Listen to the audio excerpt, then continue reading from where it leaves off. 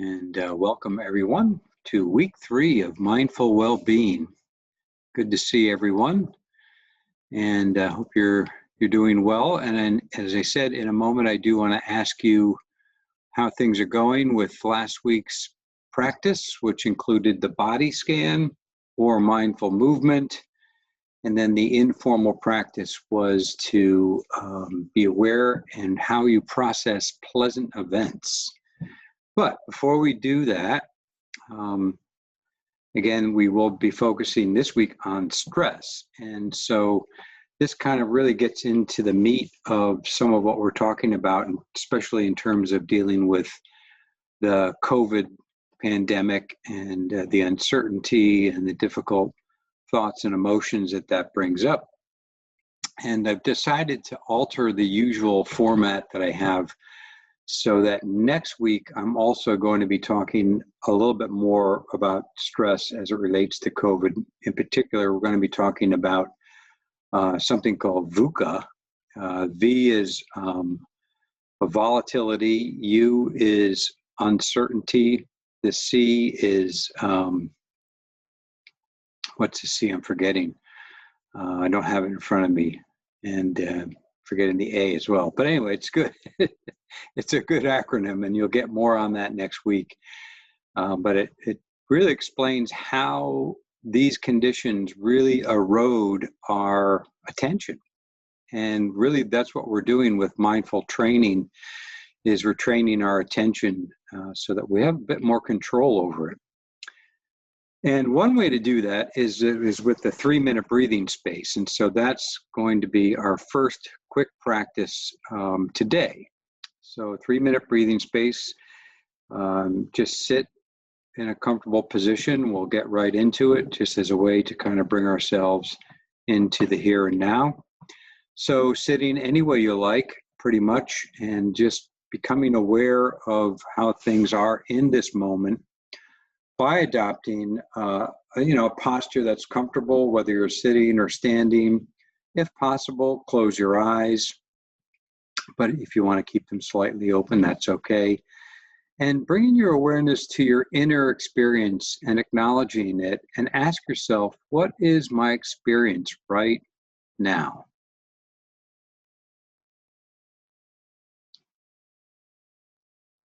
And so you might notice what thoughts are going through the mind. And as best you can, just acknowledge thoughts as mental events, perhaps putting them into words. What feelings are here? And you may even turn toward any sense of discomfort or unpleasant feelings, just acknowledging them. But what feelings are present? What's the predominant mood for you right now? And then what body sensations are here right now? Perhaps quickly scanning the body to pick up any sensations at all. You might notice any tightness or tension, just acknowledging these as well. And then we redirect our attention to focus on the breathing, the physical sensations of our breath. And see if you can follow the breath all the way in, all the way down into the belly. So you're taking some nice, full, deep breaths. Feeling the expansion on the in-breath, contraction on the out-breath. Using the breath as an anchor to the present moment.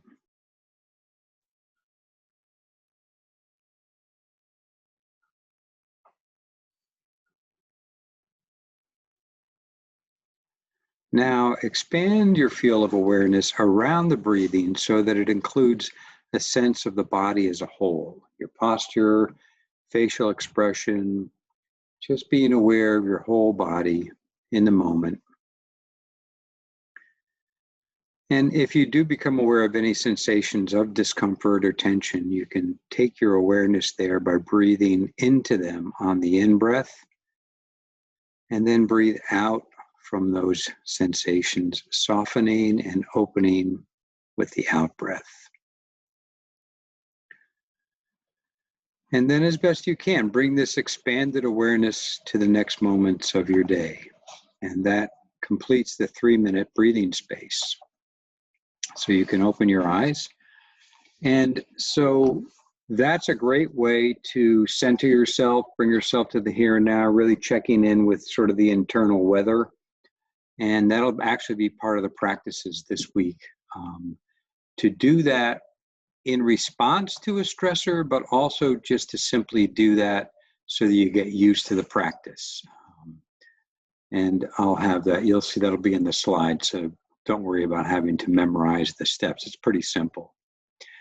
All right, so let's open it up for discussion. How's it going? And you can either use the chat or unmute yourself. I'd like to know how it was last week. How was your practice? Did you find time, a little bit more time perhaps than the first week? Were you able to fit in the body scan and the mindful movement? Was there a difference? Were you able to do one more easily or not? So just give me a little bit of feedback. What was it like for you last week with your practice? Anyone? And again, you can use the chat. All right, good. So Sheila says meditate regularly now. Very good. Did the body scan twice. Good. Good. Others, again, either speak up or the chat. Body scan every day, mindful movement every other day. Very good. However, I did not do the readings. Okay, well, that's fine. I mean, if you don't have time for it all, I think the practices, as I've said, are more important. Enjoyed the body scan. Good. Getting easier to practice. Yeah, that one, it does take a little bit of practice, I think, with the body scan to get used to it. Meditate many more times on the weekend. Oh, good. Some people find it the reverse, but you might ask yourself, why is it easier on the weekend to carve out the time? Maybe it's just your schedule is a little bit looser and more flexible. At work was hard to stop, but during my notes, I put meditation music. Okay, good. Integrated in a couple of classes, we're going to be talking about integrating it into our work life. Anything you can do to kind of merge mindful activity with what you're doing is good. 3 days body scan went well. Informal does not come so easily. Okay, well then just keep trying it. You might keep trying the informal practice of just being aware of simple everyday activities. But the pleasant part, I think we'll talk about that in a minute. I'd like to hear how that went too. I think that's interesting to notice how we respond to pleasant events. Body scan particularly helpful. Good. And so mindful movement has been helpful. Yeah, helps me with stress in a busy day. Very good. Body scan is working for me, especially feeling my feet and back. Yeah, it really brings our awareness to things that we kind of don't usually pay attention to. Finding more time to do it with toddler around. Good. That must not be easy, I'm sure. 3-year-old also doing the body scan. Excellent. Very good. I never thought of that. You could teach a young child any of these practices, but actually the body scan to help settle a child might be a good way to help a child take a nap or go to sleep at the end of the day. So great. Very good feedback. Now, tell me what it was like to do the informal practice, whether you continued with the everyday activities or just to notice pleasant events. What was that like to be aware and notice pleasant events? Did anybody try that?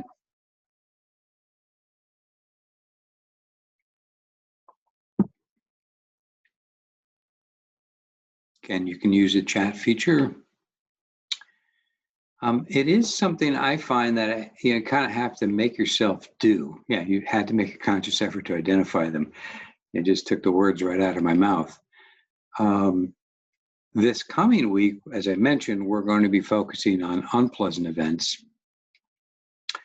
And unfortunately, maybe especially these days, it's easier to focus on unpleasant events. But that's kind of one of the points is, we really do have to consciously make the effort to look for and be aware of the pleasant events. I listened to this really good podcast by Laurie Santos. It's called The Happiness Lab. She's a professor from Yale University. And she was talking to someone, interviewing them about the powerful distractibility of our cell phones, and the fact that so often we're so focused on this little device that it pulls us away from the present moment, pulls us away in so many different ways. And we all have our heads down. We're looking at this dumb little phone. And so the point being is that, we forget to look out there, to look at the world around us, to be aware of the smile of a stranger or the beauty of a sunset, or, the leaves are all fallen, how beauty this time of year can be, So whatever it is, continue to try to look for those things. It's so important. And as I said, I think you'll enjoy it more than the unpleasant side. But also to notice what comes up when a pleasant event occurs versus an unpleasant event. What thoughts, same thing we just did, thoughts, feelings, and body sensations. Be aware of how that's kind of impacting you. Okay, so continue to try that if you can. All right. Here's a comment, not realizing it, but in our unit in the hospital, we see the sunrise every day. I love when someone notices and brings everyone's attention to it. Yeah, that's exactly the kind of thing that I'm talking about. So keep trying to look for those things. It can expand your pleasant event bandwidth in a sense. All right, so part of what we're doing is we're developing our patience with our practice, our patience with ourselves, and finding the time. I'm hearing that already in some of the chats, and the kindfulness quotient, being kind to ourselves. We'll be doing more of that when we talk about self-compassion later in the course. But with today's lesson, the mini lesson is we learn how to interrupt the stress cycle. And that's really partly what we're trying to do. When we get triggered by a stressful event, we want to do something to bring on the relaxation response and to learn to pause. We've been talking about pausing already, but specifically to pause so that we can respond rather than automatically react. When we're on autopilot, we tend to have our buttons pushed a little bit more easily, and we react kind of in a knee-jerk way. We react according to the ways that we've been conditioned, the patterns of our learning over time. And so this pausing interrupts that stress cycle. It interrupts our thinking about the event. And we're going to really focus a lot on our thoughts today. And as you can see by the quote, we are not troubled by things, but by the opinions we have about things.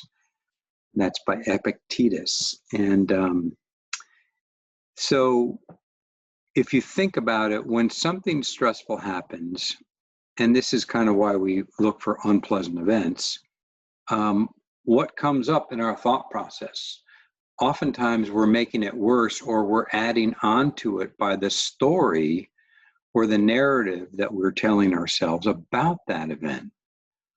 Why are they doing that to me? Why has this always happened to me? I can't take any of this COVID stuff anymore. It's getting worse and worse. So just begin to listen to some of your self-talk and how it begins to really add on to the original stressor. And that's what we want to interrupt.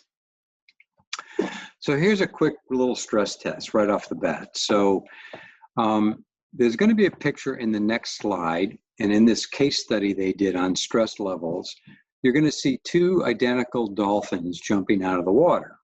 Okay, so in this closely monitored scientific study, They revealed that in spite of the fact that the dolphins are identical, a person under stress would find differences between the two dolphins.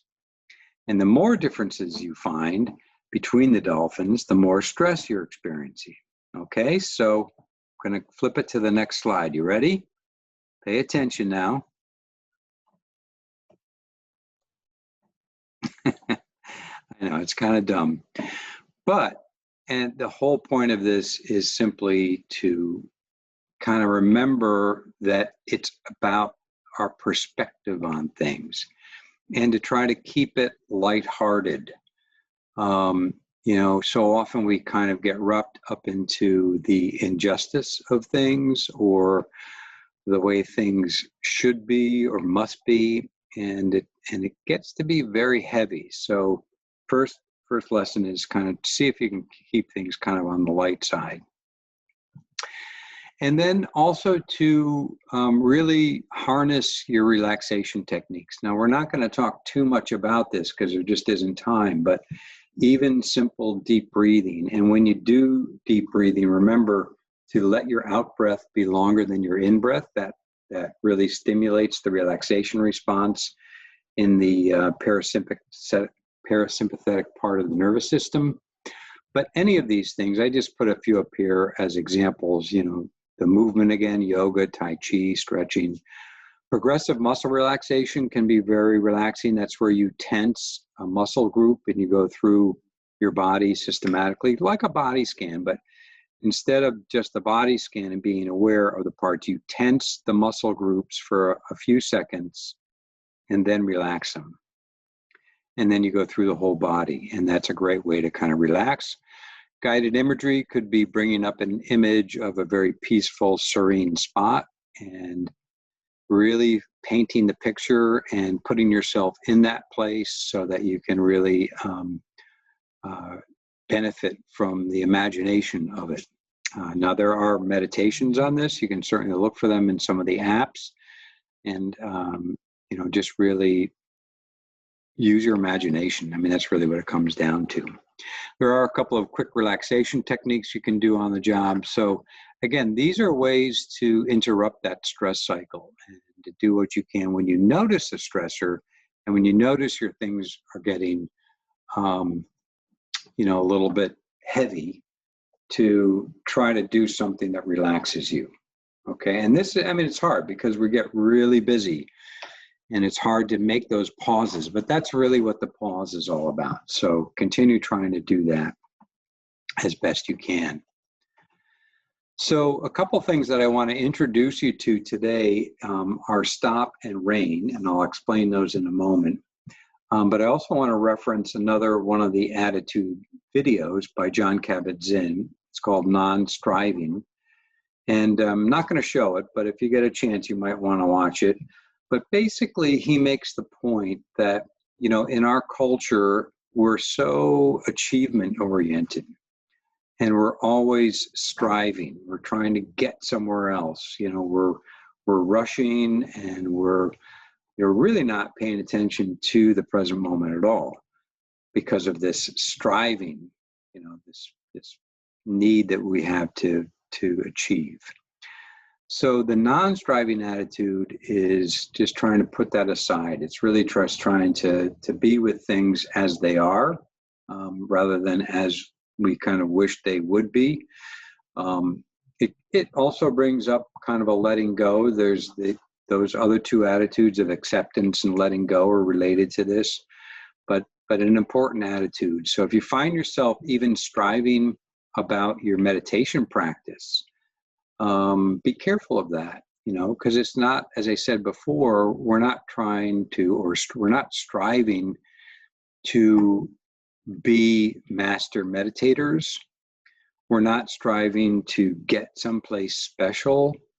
We're just trying to really do it so that we can be aware of what's happening in the moment. And that may be that we're feeling kind of stressed or anxious. And part of that is to not automatically try to get away from that. Part of that is to be aware of it and acknowledge it.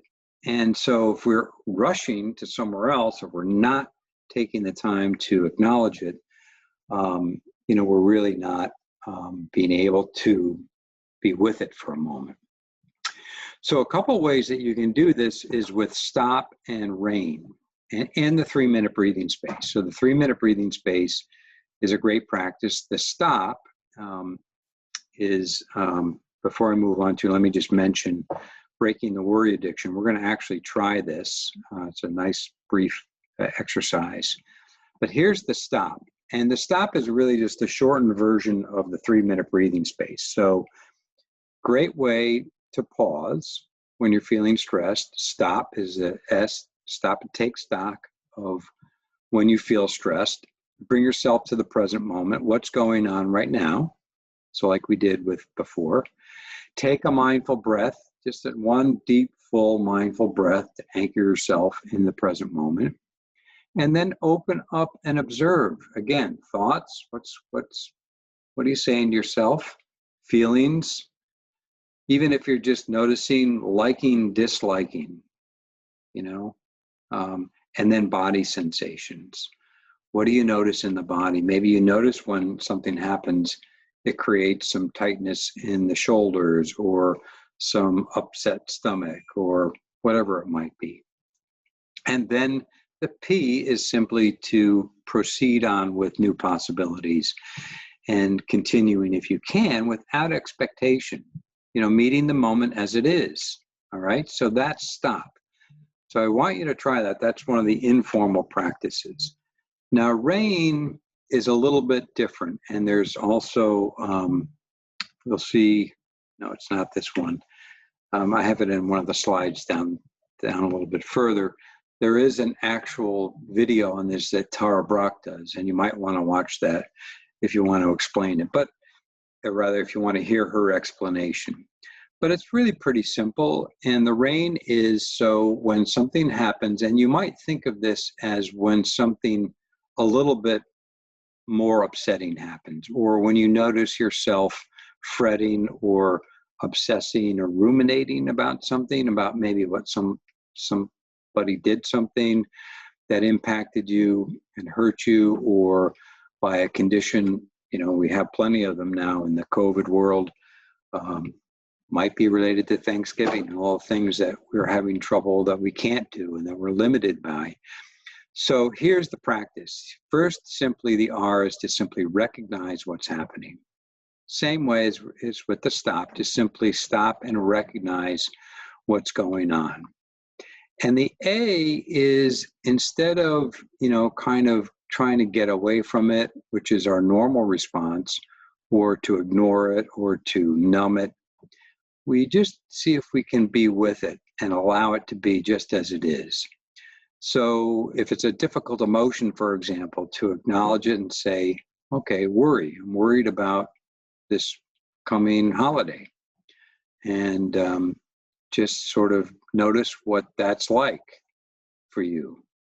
Maybe notice what thoughts come up. Maybe notice where you feel it in the body. Just allow it to be there for a moment or so, as long as you can. And then to begin to investigate it a little bit further with kindness. And that's important, so that you're not adding, the inner critic to it, but you're just investigating it with a non-judgmental attitude, if you can, but just digging in a little bit deeper, try to understand. It's in a sense kind of an emotional intelligence response, trying to understand your emotional response as well as the emotions of others. And then the end part is then to be naturally aware. So rather than if we do not add on all that other stuff, we can just be naturally aware. Or the other way to think about it is that we do not necessarily have to identify with that situation. We can, in a sense, step back from it and not be carried away by it. And that produces a more nurturing inner response to ourselves. So that's rain. So that's something else that you can try. There's an actual meditation that we have a link for that you can try that. But before we do this, I want to show you the breaking the worry addiction. So this is a brief exercise. So I would encourage you to sit in a comfortable position. This will just take maybe 3 or 4 minutes, okay? And close your eyes and bring to mind something that makes you anxious. Doesn't have to be anything big, but maybe just something that's happening that maybe moderate or light kind of worry or anxious thought. And notice the type of worry thoughts that arise.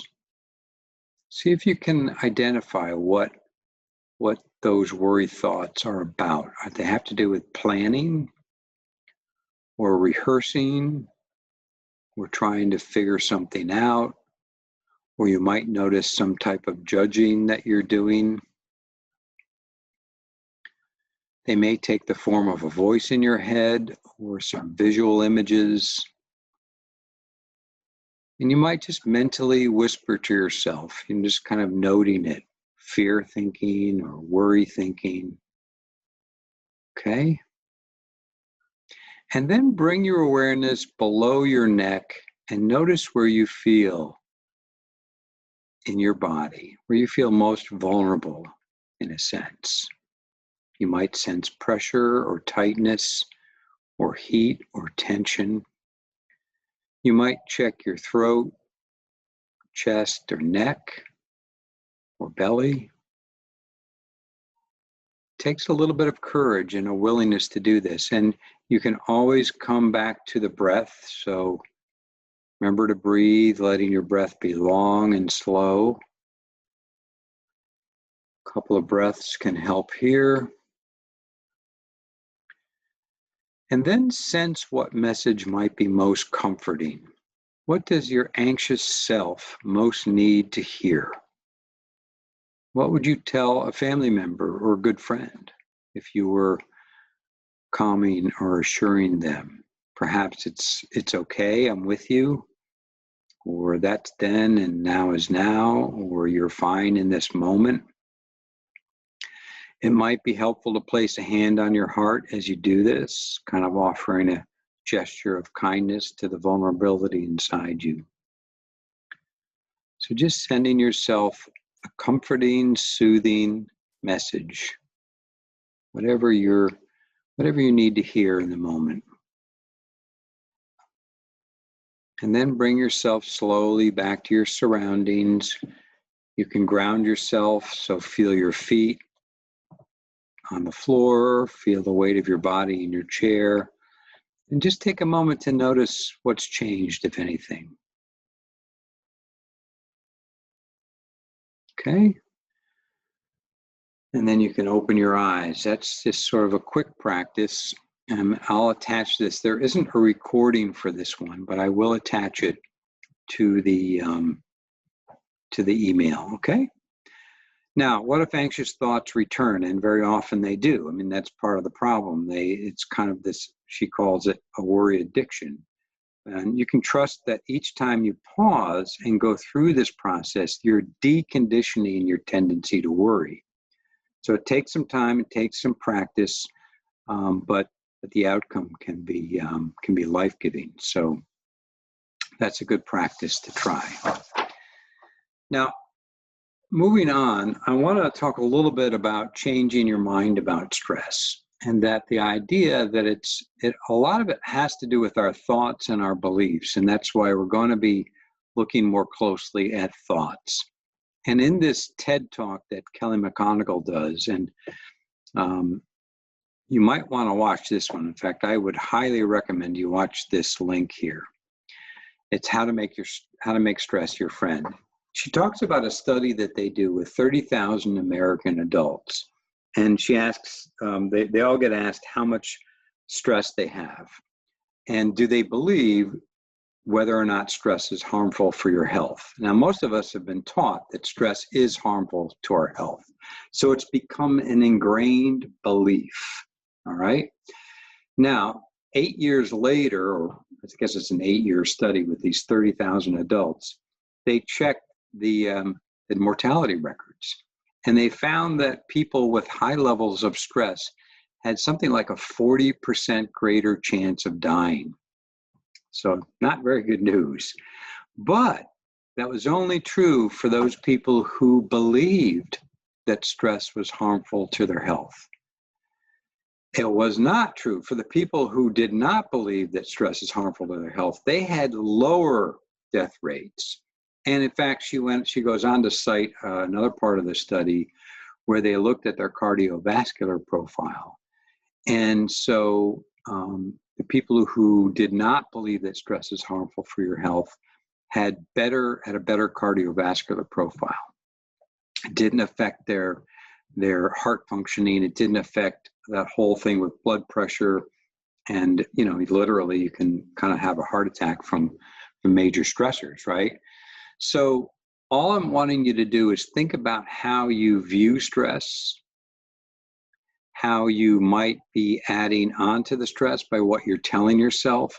And really what that all comes down to is our thoughts about the stress and our beliefs about the stress.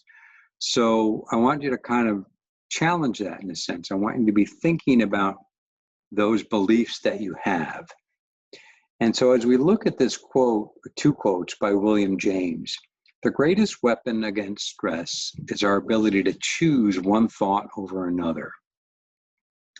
And you'll see in the meditation today, the one that we're going to finish with, it's a thought meditation.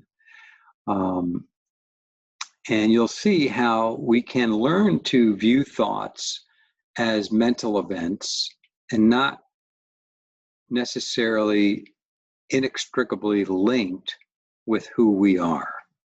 Okay, I mean, that sounds kind of funny. I'm going to read something to you by Jack Kornfield. He's another really great meditation instructor.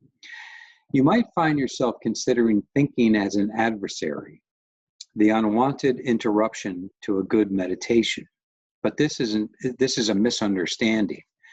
Thinking is natural. Our minds secrete thoughts just like our body secretes enzymes. Thoughts are essential for us to communicate, to design buildings, to write poetry, to treat disease, and contemplate what we most value. In mindfulness training, we are not trying to stop thinking. Rather, we are trying to cultivate a wise relationship with thoughts. A wise relationship with thoughts. This becomes especially important when we're dealing with thoughts or beliefs that are negative or undermining. There's a saying that thoughts make a good servant, but a poor master. The beliefs that run through our minds about ourselves or others are often painfully limiting stories. As Mark Twain put it, my life has been filled with terrible misfortunes, most of which never happened. Without mindfulness, we can end up seeing our lives through a set of beliefs and stories that for years keep us from being confident, create conflict, or distance from others, keep us caught in self-doubt or feelings of failure. So the practice of mindfully recognizing and waking up out of our thoughts can break this chain reaction. Okay, so there's more from him. I'm going to actually attach that also. As you can see, this particular class is really full with a lot of stuff. But I want to get to the thought meditations, make sure we do get to this because it's really so important. And next week, we're going to also talk about emotions and how important that is. But when you think about it, we can think of as thoughts and emotions as being very closely linked, because usually the thoughts, and especially if we're adding on to the thoughts and worrying about the thoughts, that makes for, that amplifies, in a sense, the emotional response that we have. Okay? All right, so let's do the thought meditation. Now, as you can see in the cartoon, there's naturally going to be a lot of thoughts. And in the beginning, remember in the first week, we talked about when you notice a thought, we let the thought go and we return our focus to the breathing. So we're going to start like that. We're going to actually establish a mindful presence by using the breath as an anchor. But then we're going to notice thoughts, and instead of letting them go, we're going to actually just be aware of them, almost as if we're kind of watching them from an impartial distance, if you will, kind of detaching from them a little bit. Okay, so let's just give it a try. So sit in a position that's comfortable and balanced for you. Notice how your weight is distributed, and actually sensing into your body.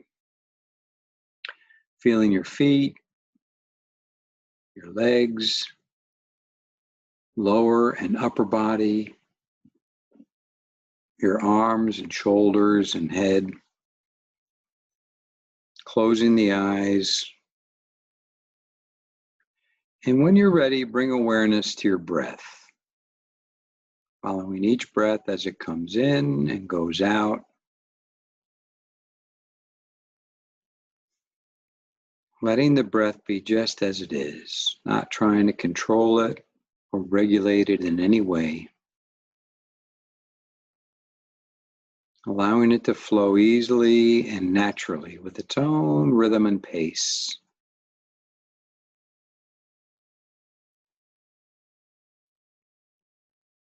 Knowing that you're breathing perfectly well right now. There's nothing for you to do. Just allowing a sense of being complete and whole in this very moment. And just letting your breath be your breath.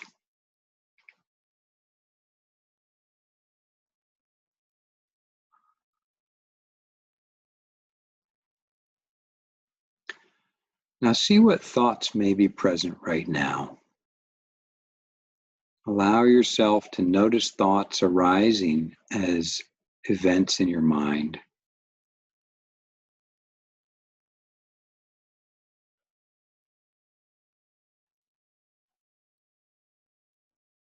Experience thoughts coming and going in each moment without pushing them away or being carried off by them. Experience thoughts like clouds passing through the open sky of your awareness. Some are heavy and thunderous. Some are light and airy. Be aware of them all, exploring with gentle interest and curiosity.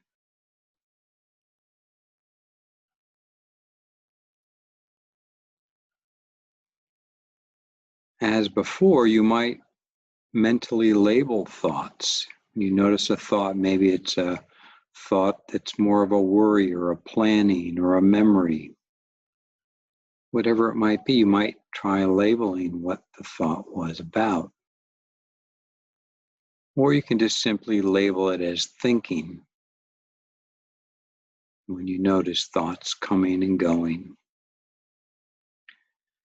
And see if you can not engage with them, but just witness them. Just observe them passing by through this open sky awareness. It might be helpful to think of them as boats passing along on a river. Some passing so silently that you barely notice. Some are unpleasant that turn your attention away. And others are compelling and they hijack your attention and carry you far down the river. Just explore the thoughts arising in the mind, noticing when you're pushing away or being hijacked, and coming back again and again to mindfulness. Taking a seat by the river, observing thoughts passing by.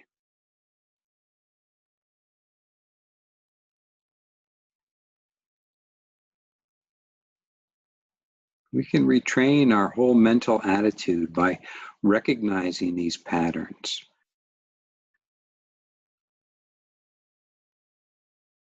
Labeling them, acknowledging them.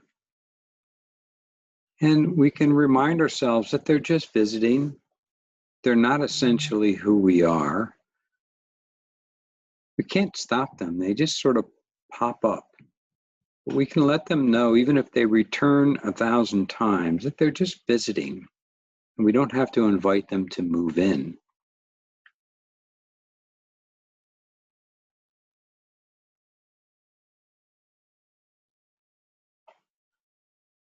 We can learn to let them go.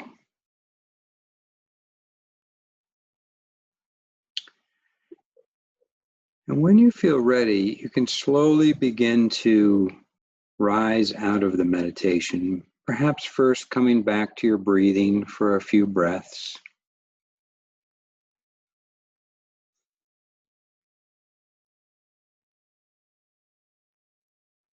Feeling your body in the chair, your feet on the floor, and opening the eyes when you're ready. And you might explore bringing this skill with gentle interest and curiosity and attention into your encounters throughout the day.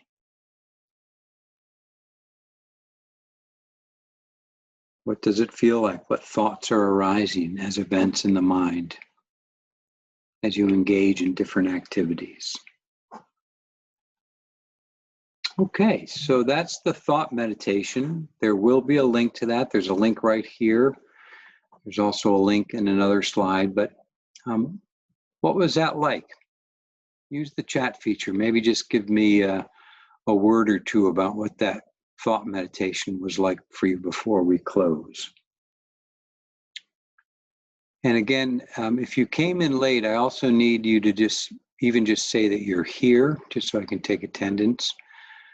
But let me know, what was that like? This is really quite a different type of meditation.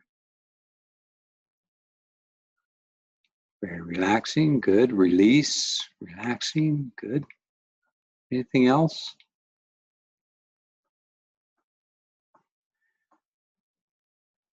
Part of the lesson is that, we are, it's not just about relaxing. It's not just about kind of escaping. In fact, it's more about being alert and awake to what's going on, the patterns of thought. And that's where the insight comes in. Okay, very relaxing, good. Found myself having thought of things I have to do and aches in my body, good. Yep, the to-do list will always pop in there, so that's not a problem. And again, that's just noticing. What we're just trying to do is just notice. We're not trying to say, okay, so the to-do list pops up, but it doesn't mean you have to go just do it, right? You can just notice it and then notice what the next thought is. Brought back many pleasant memories, great. And to force myself to let them pass. Yeah, see, we can get attached to the really nice thoughts and memories and realizing that that's something that's where we get carried downstream. Took my mind to another place. Yeah, it really does. It's really it's a very interesting exercise. So good. Yeah, keep feeling free to put more in there as I begin to close out. Can't really relax, many things pending to do on my mind. All right, that's a really good point. I'm glad you put that in there and shared that, Mercy. So thank you. And it's hard to relax sometimes, especially at a busy day, and we got lots going on. We got the holiday coming up. We've got all sorts of things that we're thinking and worrying about and planning for. So the mind might be very, very active and busy. And there's nothing wrong with that. Sometimes we can't just stop and relax and let our mind settle. Even if we sit and meditate, it may not do that for us. Our minds kind of do have a mind of their own. So that's why I say when we go into these practices, try to just let them unfold as they are, okay? Don't feel you have to, that's that non-striving thing. Don't feel that you have to get to a nice, peaceful, serene place. That's just not going to happen all the time. Sometimes it's just the way our minds are. Things are very busy. There's a lot of emotions, and we'll talk more about that especially these days. We'll talk more about that next week, okay? So here are the daily practices. You can try the formal meditation. There is a rain meditation with Tara Brach that you can listen to. You can try the thought meditation, very similar to what we just did, or you can try the break the worry meditation. The 3-minute breathing space is kind of an informal practice to try, but I would like you to try to do that as often as possible, and or the stop. So those are kind of interchangeable, a 3-minute or the stop. And then also remember processing unpleasant events. This is really kind of important to notice what thoughts come up, what feelings come up, and what's going on in the body when we experience an unpleasant event. All right, so there's some homework. I'll attach a couple of things. There's a couple of links here as well. Just do what you can. Here are the links to the meditations. So they're all there that you can listen to. And I'll leave you with this last quote. I'm sorry we're a couple of minutes over, but between stimulus and response, there is a space. And in that space is our power to choose our response. And in our response lies our growth and our freedom. Viktor Frankl. So I wish you all a great Thanksgiving. I know it's going to be different, but whatever you're planning on doing, I hope you're able to bring some gratitude to the exercise. I should have added that in the meditation, but I'm thankful for you all being here and for your participation. And I wish you all well and safe and a very happy and warm Thanksgiving. So take good care and be well, and good luck with the practices.